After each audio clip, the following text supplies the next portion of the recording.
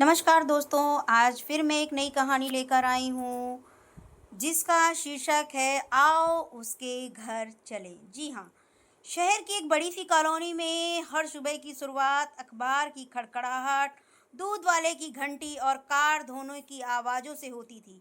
सब कुछ अपनी रफ्तार में था। इन्हीं रफ्तारों के बीच हर दिन आता था रामू, जो सुबह सुबह अखबार बांटता, फिर मेहनत जी की मोहन जी की कार धोता और उसके बाद सोहन जी के घर बागवानी करता। रामू का रामू का दिन सूरज से पहले शुरू होता और रात सबसे बाद में खत्म होता। पर किसी ने शायद ही उससे कभी पूछा हो कि रामू तू कैसा है। एक दिन मोहन जी की छोटी बेटी रिया ने पूछा, रामू भैया तुम इतनी सुबह सुबह क्यों आते हो? तुम्हें नींद नहीं आती?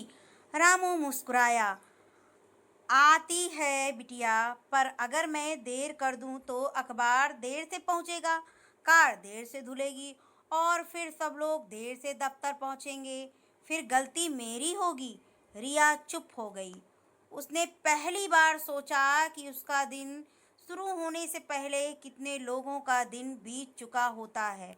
शाम को रिया ने अपनी माँ से कहा, मम्मी, हम रोज जिन लोगों को अपने घर में काम करते देखते हैं उनका घर कैसा होता होगा? माँ ने कहा, शायद छोटा होगा बेटा, लेकिन हमें क्या लेना देना। रिया को यह जवाब अच्छा नहीं लगा। उसने ठान लिया, वो रामू भैया के घर जाएगी। अगले रविवार को रिया ने अपने पिता से कहा, पापा, आज हम रामू भैया के घर चलें। मोहन जी पहले तो हैरान हुए, फिर बोले, क्या करोगी वहाँ जाकर? रिया ने जवाब दिया, पापा, वो हर दिन हमारे घर आता है, हम भी तो एक दिन उसके घर चल सकते हैं ना। थोड़ी झिझक के बाद मोहन जी मान गए। रामू से पूछा गया कि उसका घर कहाँ है। पहले तो वह डर गया, फिर बोला, साहब, वहाँ कुछ देखने लायक नहीं है। पर रिया ने जिद की, फिर भी चलो, हम देखना चाहते हैं।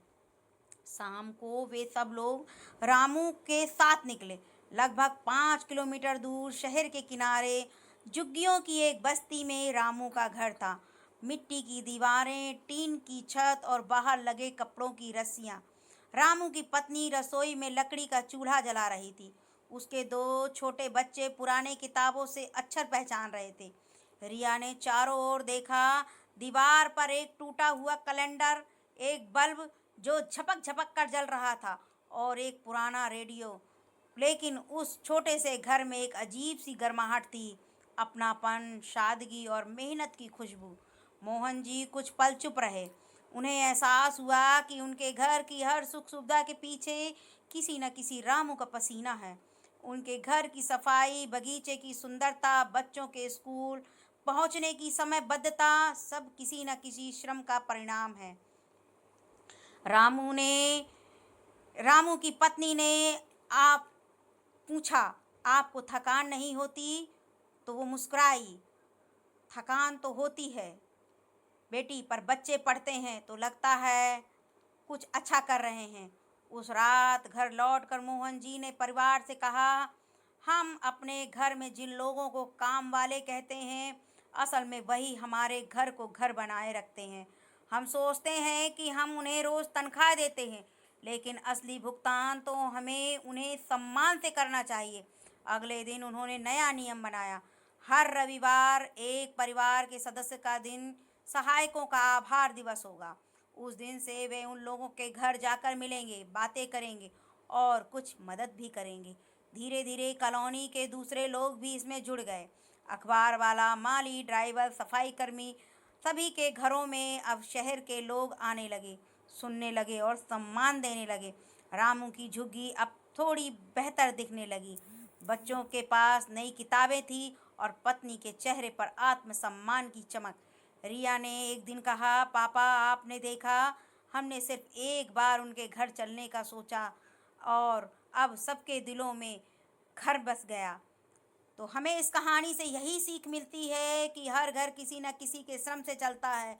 तो हमें ये याद रखना चाहिए कि जिनके बिना हमारा घर अधूरा है, उनके घरों में भी वही प्यार, सम्मान और स्नेह पहुंचना चाहिए। क्योंकि तुम्हारे घर में कितने घर चलते हैं उनको देखो, तुम्हारे घर से कितने दूर हैं उनके घर, वो घर देखो। तो आपको कहानी कैसी लगी?